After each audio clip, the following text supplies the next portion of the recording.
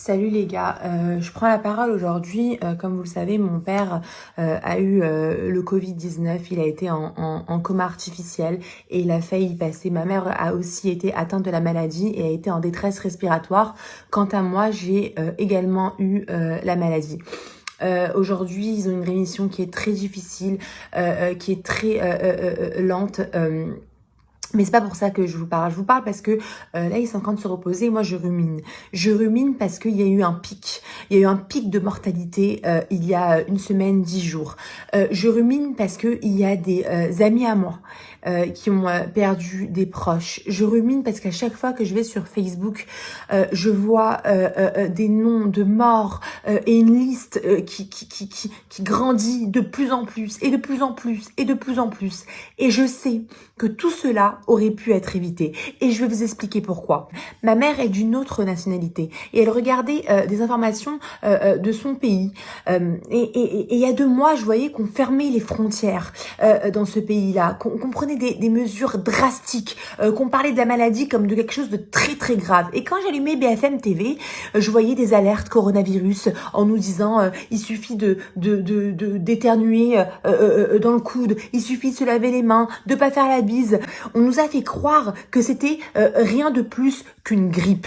On nous a fait croire, le gouvernement français, le président de la République, le chef d'État qui savait exactement ce qui se passait, qui était au courant de tout et qui est complice de ce putain de pic de mortalité, qui a des morts sur la conscience, savait pertinemment que le Covid-19, que le coronavirus était meurtrier. Et ils nous ont fait croire qu'on pouvait continuer à se balader, qu'on pouvait continuer à sortir, à se réunir, à se rassembler, à aller bosser, à aller dans des bars. Ils nous ont fait croire ça parce que fermer les frontières à ce moment-là, ça aurait coûté trop d'argent à la France. C'était la Fashion Week, c'était la Ligue des Champions. Fermer les bars, fermer les commerces, fermer les théâtres, c'était trop d'oseille. Donc Macron a attendu et attendu et attendu et attendu. Et du jour au lendemain, samedi soir, bam, à minuit, il a tout fermé.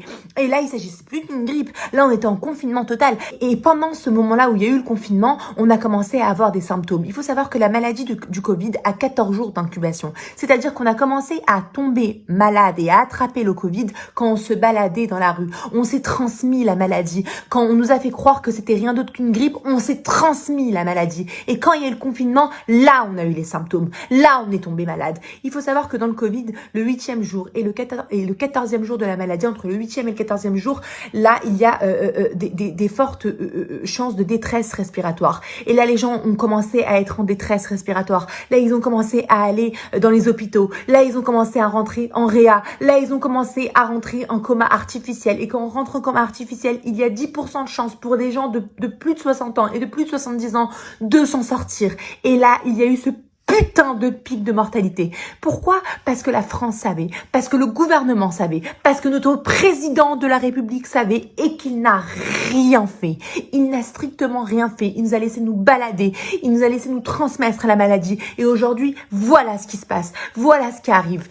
Vous êtes complice de tous les morts que je lis aujourd'hui, de tous les morts qu'il y a eu. Il y a eu plus de 10 000 morts, des 10 000 personnes endeuillées, 10 000 personnes qui pleurent leurs proches aujourd'hui et c'est de votre faute parce que vous n'avez rien fait. Vous n'avez rien fait pour empêcher ça alors que vous saviez que dans d'autres pays, on fermait les frontières. Vous saviez que le Covid-19 était un virus meurtrier. J'entends également le président de la République dire « Je prends la parole à 20h02 et non à 20h parce que je respecte le secteur médical. » Tu respectes le secteur médical? Tu respectes le secteur médical? Mais alors donne-leur des masques, donne-leur des moyens, donne-leur de l'argent. Parce qu'il y a un pharmacien qui est en train de passer dans toutes les chaînes de télé pour dire qu'il y a des masques à disposition. Et oui, il y a des masques disponibles.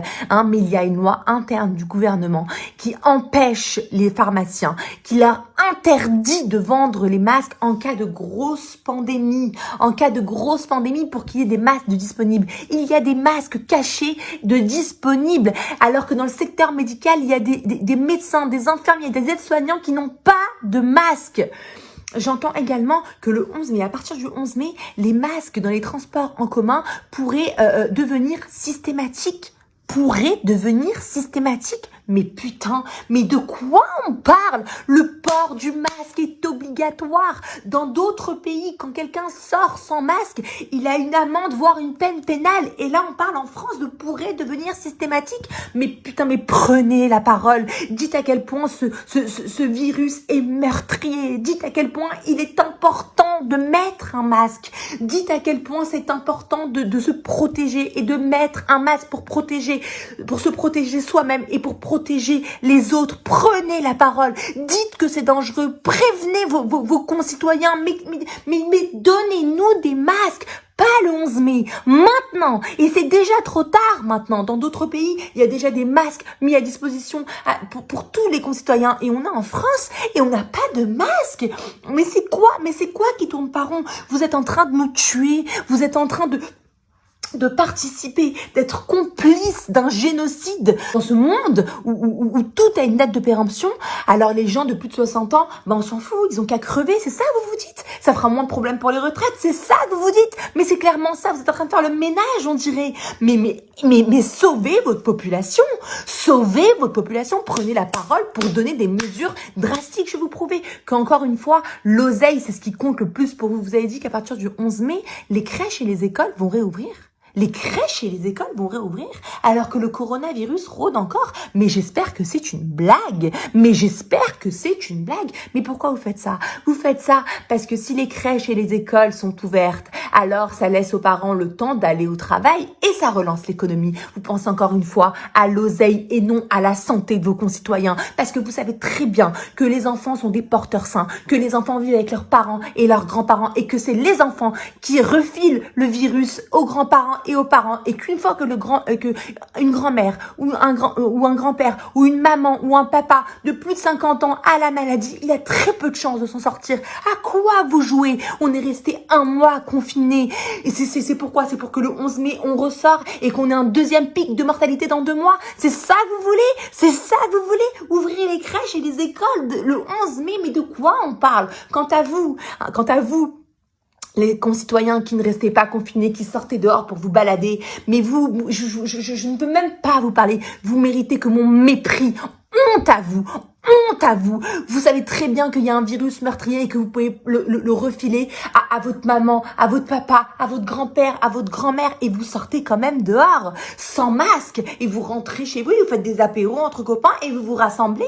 Mais qu'est-ce qui tourne pas rond chez vous? Mais ça va pas. Mais dans quel monde on vit? Mais c'est quoi ce monde d'égoïsme? Je reviens sur le gouvernement français. Parce que il y a autre chose. Le 27 mars, vous avez dit que la France a décidé d'autoriser la chloroquine si le médecin jugeait l'état du patient alarmant à l'hôpital.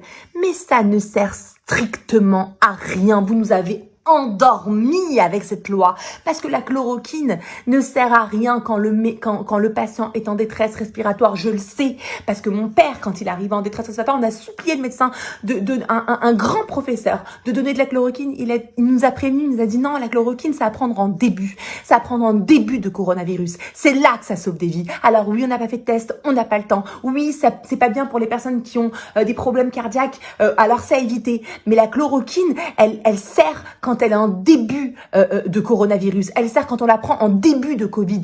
Pas quand le patient arrive à l'hôpital. Pas quand le patient est en détresse respiratoire. Pas quand le patient est en réa. Là, elle ne sert strictement à rien. Elle sert quand elle est en pharmacie disponible. Et le pire dans tout ça, c'est qu'elle était disponible en pharmacie. Eh oui, la chloroquine était disponible en pharmacie avant le coronavirus à 4 €. Elle était disponible. Ils l'ont enlevée de la pharmacie dès que le Covid est arrivé. Ils l'ont enlevée. Pourquoi? Parce que mettre à disposition un médicament sans ordonnance, qui était sans ordonnance, en libre service à 4 € qui pourrait soigner la population. Mais non, c'est trop peu cher payé. Ils veulent qu'on dépense plus d'argent pour se soigner. Vous pensez qu'à l'oseille. Mais honte à vous. Honte au gouvernement français. Mais donnez-nous des masques, putain. Donnez-nous de la chloroquine. Dans d'autres pays, ils sont en train de donner des masques depuis longtemps, depuis des semaines, et de la chloroquine depuis des semaines, et vous ne faites rien. Prenez la parole, dites à votre population que c'est dangereux de se balader sans masque, dites-leur qu'il faut se balader avec un masque, quand ils rentrent chez eux, ils doivent Ils doivent se laver directement parce que le coronavirus reste dans l'air. J'ajouterai que oui, je sais que le confinement, c'est très compliqué. Oui, je sais que vous souffrez. Oui, je sais que c'est dur. Mais n'envoyez pas vos enfants à l'école. N'envoyez pas vos enfants à l'école. Ne partez pas travailler. Restez chez vous. Restez patient. Gardez espoir jusqu'à ce que les médecins, jusqu'à ce que les professeurs, jusqu'à ce que les chercheurs trouvent une solution. Je vais mettre en commentaire une pétition contre la réouverture des écoles le 11 mai. Alors signez-la. Partagez la pétition un max. Regardez à quel point ils sont hypocrites. Ils ont décidé d'ouvrir les crèches et les écoles et les bureaux. Ça veut dire que 30 personnes dans une classe, c'est pas grave. 20 personnes dans un bureau, c'est pas grave. Mais 20 personnes dans un bar, là c'est grave, là c'est dangereux. Donc on n'ouvre pas. Bande d'hypocrites que vous êtes. J'ajouterai également qu'en Bretagne, ils sont en train de mettre au point une prise de sang qui va bientôt sortir et qui pourra nous être administrée à nous ainsi qu'à nos proches pour savoir si on est immunisé. Et à ce moment-là, on pourra peut-être, une fois que tout le monde aura fait la prise de sang, une fois qu'on verra si on est immunisé ou pas pour la plupart, se réunir sans mettre en danger la vie de nos proches. Il est également faux de croire que quelqu'un qui a eu le Covid-19 est forcément immunisé. Il y a eu des cas dans le monde qui l'ont prouvé. Il y a eu des gens qui sont tombés malades à plusieurs reprises de la maladie.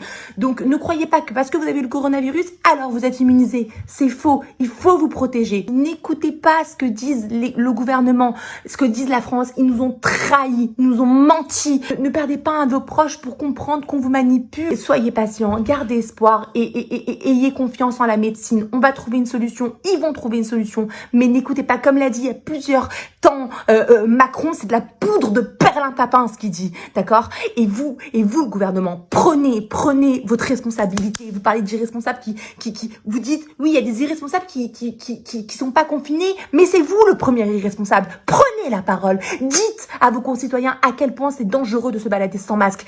Dites à vos concitoyens que c'est obligatoire de se balader avec un masque. Faites quelque chose. Dites à quel point c'est grave. Arrêtez de parler de déconfinement le 11 mai. Faites quelque chose. Dans d'autres pays, il y a des lois bien plus drastiques que les vôtres. Donnez-nous des masques. Donnez-nous de la chloroquine. Portez votre responsabilité de chef d'État. Et mettez à disposition de la chloroquine dans les pharmacies, pas quand c'est trop tard, pas dans les hôpitaux. Donc voilà, j'accuse clairement l'État français pour ce qui s'est passé, pour ce pic de mortalité et pour ce qui va se produire avec ce déconfinement. Macron avait raison sur un point dans son discours. Nous sommes en guerre, mais pas contre le Covid-19. On peut pas être en guerre contre une maladie. Nous sommes en guerre contre le gouvernement français. Et arrivera un moment où il faudra répondre de vos actes et de vos non-actes. Et je serai là pour vous regarder payer l'addition de ce que vous êtes en train de nous faire subir à votre peuple. Vous êtes chef d'État, alors prenez votre responsabilité et aidez financièrement ceux qui ne peuvent pas travailler à cause du confinement au lieu de les déconfiner et de les envoyer le 11 mai vers une mort presque certaine. Vous savez, il y a une époque sombre de l'histoire. Le gouvernement mentait à ses concitoyens et il y a une phrase qui en ressort à tous ceux qui ont cru au gouvernement. Les optimistes sont morts et les pessimistes ont survécu. Les optimistes sont morts et les pessimistes ont survécu. N'écoutez pas le gouvernement, n'écoutez pas la télé, n'écoutez pas ce déconfinement. Protégez-vous, faites attention à vous et que Dieu vous protège. J'ajouterai une dernière chose. Partagez cette vidéo, un max, faites-la tourner, que le monde sache, que les Français sachent à quel point c'est dangereux de se balader sans masque aujourd'hui, à quel point ce virus est meurtrier, à quel point on vous ment sur BFM TV, on vous martèle de conneries. Partagez cette vidéo, j'ai parlé malheureusement. Mon père a failli mourir et j'ai eu plein de médecins au téléphone, plein de professeurs éminents et je sais de quoi je vous parle. S'il vous plaît, partagez cette vidéo. Partagez-la encore et encore. Et faites attention à vous. N'écoutez pas ce qu'on vous dit à la télé. N'écoutez pas le gouvernement. Ne les écoutez pas. Ils pensent pas à vous. Ils pensent à l'économie. Ils pensent pas à votre santé. Sachez-le.